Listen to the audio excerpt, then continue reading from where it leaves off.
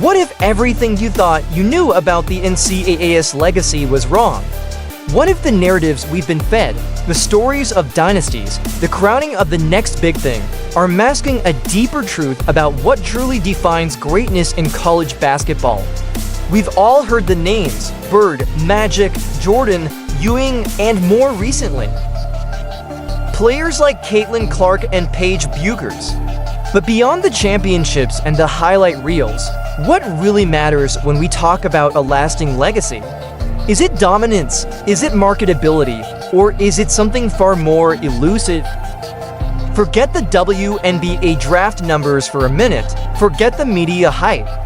This isn't about one player versus another. This is about the very DNA of college basketball, a sport built on tradition, fueled by passion, and constantly redefined by the individuals who leave their mark. We're talking about more than just wins and losses. We're talking about impact, influence, the ability to transcend the game and become something bigger than yourself. I've spent decades studying the ebb and flow of basketball, from the smoky arenas of the 60s to the billion-dollar media empires of today. And one thing has become crystal clear: legacy isn't built on a single moment. It's built on a body of work, a consistent display of excellence, and an undeniable connection with the fans. I've spent decades studying the ebb and flow of basketball, from the smoky arenas of the 60s to the billion-dollar media empires of today. And one thing has become crystal clear: legacy isn't built on a single moment. It's built on a body of work, a consistent display of excellence, and an undeniable connection with the fans. Geno's comments, whether perceived as passive-aggressive or expert analysis, reflect a deep understanding of the game and the pressures his players face. He's seen it all, from Rebecca Lobo to Diana Taurasi to Maya Moore. He knows that talent alone isn't enough. It takes a unique blend of skill, mental toughness, and leadership to truly leave a lasting legacy. But here's where things get interesting. The game is changing, the media landscape is evolving, and the traditional power structures are being challenged by players who are building their brands on a national stage, regardless of their team's win-loss record. This shift is what's really fueling the debate, and it's why we need to look beyond the surface-level narratives. You can't talk about NCAA's legacy without talking about Caitlin Clark, her scoring records, her deep threes, her sheer audacity on the court. These are the things that captured the imagination of a nation. But it wasn't just the stats, it was the way she played the game. The joy, the passion, the unwavering confidence. She made you want to watch, even if you weren't a basketball fan. Caitlin Clark did something that few athletes ever achieve. She transcended her sport. She became a cultural phenomenon. She brought new eyes to women's basketball and forced the world to pay attention. And that, in my opinion, is a legacy that will endure long after the final buzzer sounds. Think about it this way. Before Caitlin, how many people outside of die-hard fans could name more than a handful of women's college basketball players? She changed that. She made women's basketball a topic of conversation around the water cooler, at the dinner table, on social media. That's not just impressive, it's transformative. Now, let's turn our attention to Paige Bueckers. A phenomenal talent, no doubt, a player with all the tools to dominate the game. But she's also carrying the weight of UConn's legacy on her shoulders. The pressure to live up to the standards set by her predecessors is immense. Paige's journey has been marked by injuries and setbacks. But through it all, she's shown incredible resilience and determination. She's a player who embodies the UConn spirit, tough, disciplined, and always striving for excellence. But here's the challenge. Paige is being unfairly compared to Caitlin Clark. They're different players with different strengths and different styles.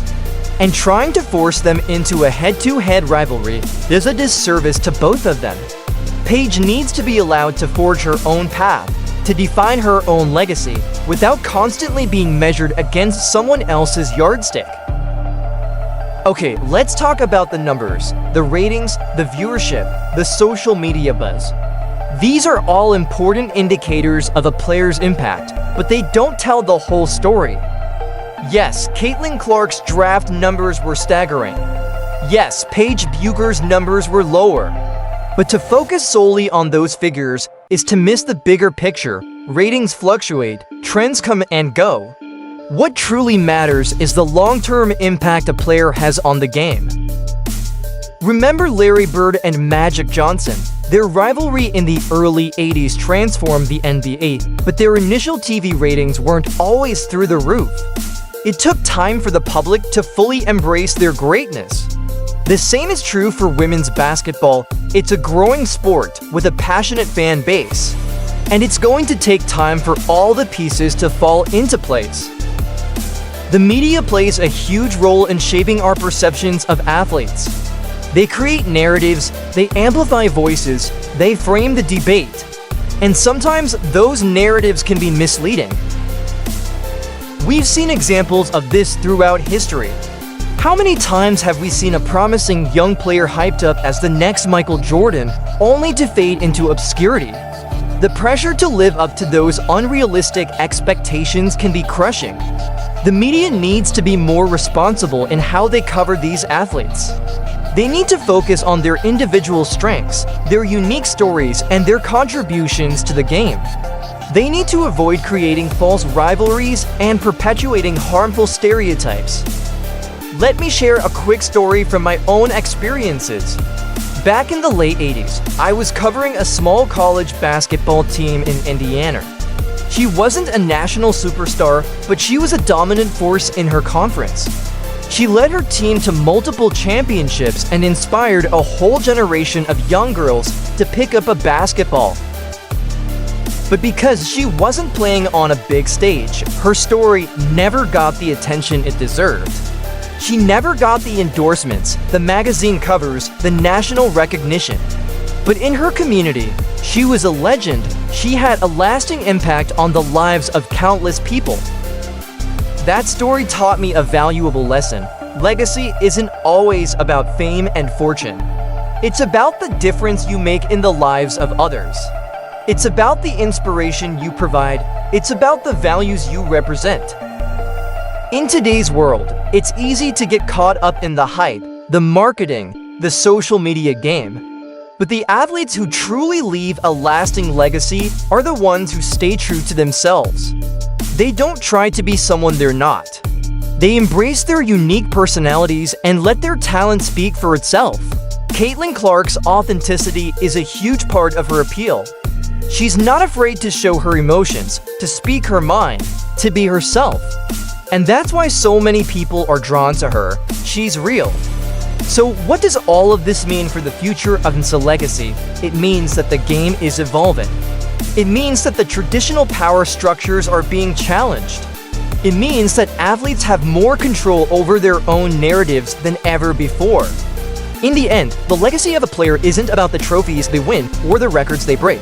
It's about the lives they touch and the hearts they inspire. It's about the memories they create and the values they represent.